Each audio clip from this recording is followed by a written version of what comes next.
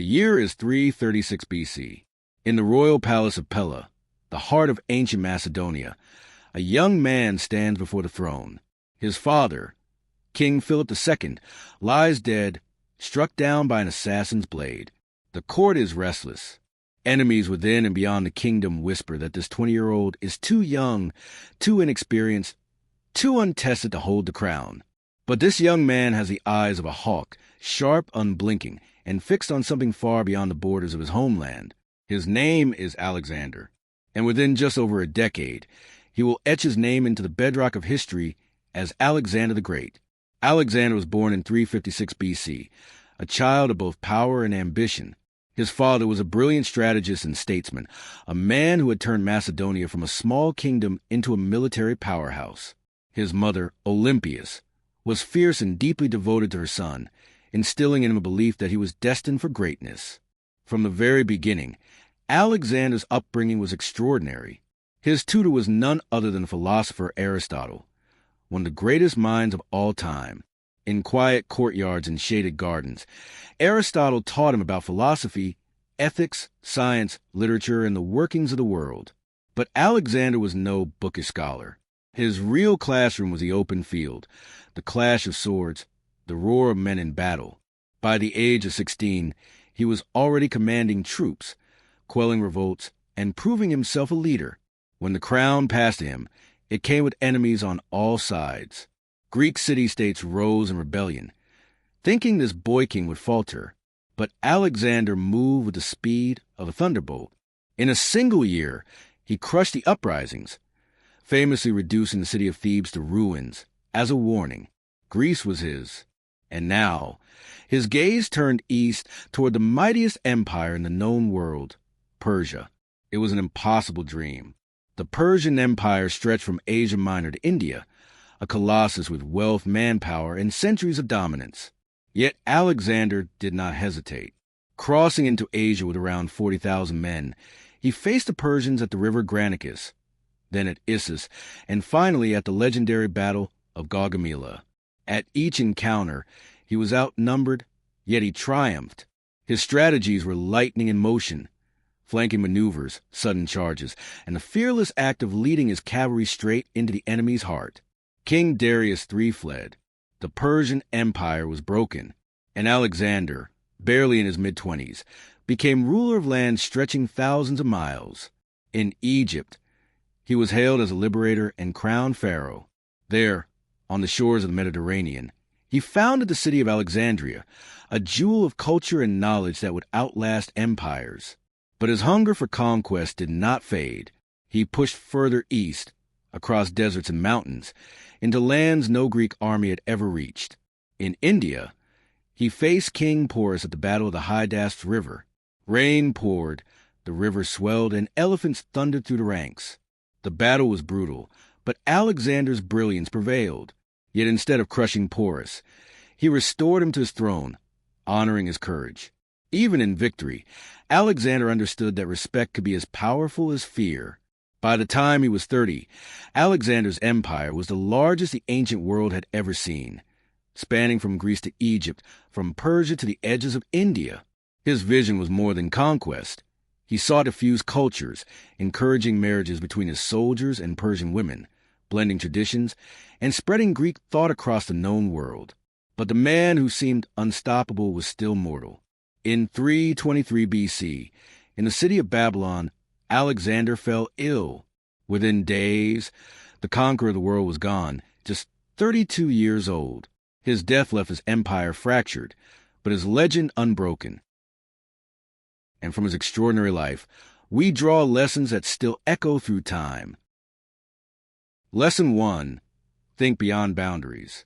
Alexander's story begins in a small kingdom on the edges of the Greek world. By the standards of the time, Macedonia was not the center of civilization. Athens had philosophy. Sparta had military prestige. Persia had an empire that spanned continents. Macedonia had potential, and a young prince who refused to let geography define his destiny. When Alexander took the throne, he could have been content with securing his own borders, building alliances, and living as a respectable king. That would have been the safer choice. But Alexander thought on a scale that dwarfed safety. He didn't see a patch of land to protect. He saw a world to unite under one banner.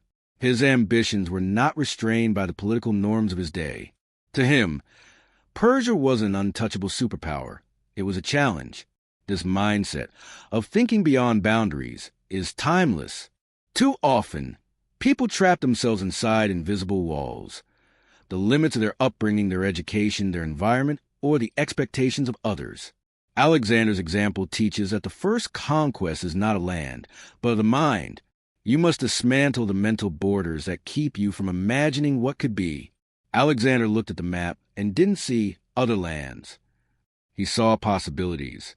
In the same way, if you're building a business, pursuing a career, or chasing a dream, don't just think in terms of the local market or the industry as it is now. Think in terms of where it could be and how you might shape it. Innovation often comes from people who look at the impossible and decide it's simply not done yet. In practical terms, thinking beyond boundaries means deliberately seeking challenges outside your comfort zone. It means learning skills from different fields, working with people from different cultures, and daring to tackle problems others avoid. It's why Alexander didn't just conquer cities. He crossed deserts, scaled mountains, and fought battles in conditions no one thought were survivable. The danger in thinking big is that it will make you a target for doubt, skepticism, and even hostility. Alexander faced all of these, from his political rivals to generals who questioned his plans. But by moving decisively and backing his vision with action, he silenced them. Your own vision will face resistance, but the lesson is clear. If your dreams don't intimidate you, they're not big enough. Alexander's greatness wasn't just in the land he took, but in the mental leap he made before taking it. To think beyond boundaries is to see a world without limits, and then have the courage to walk into it. Lesson 2, learn relentlessly. Before Alexander ever held a sword, he held books. His father, King Philip II, knew that victory on the battlefield began with mastery of the mind. So he entrusted his son's education to none other than Aristotle, the greatest philosopher of the age. Under Aristotle's guidance, Alexander didn't just study military history. He explored philosophy, science, politics, medicine, literature, and ethics. He learned the power of logic, the patterns of nature, and the complexities of human behavior. Many kings trained their heirs only for war. But Philip knew, and Aristotle reinforced, that a leader who understands the world leads differently from one who knows only how to fight. Alexander absorbed this wisdom like a sponge. He could quote Homer's Iliad as easily as he could command a phalanx. He understood geography and used it to plan campaigns. He learned medicine so he could personally tend to wounded soldiers. This relentless hunger for knowledge shaped his empire.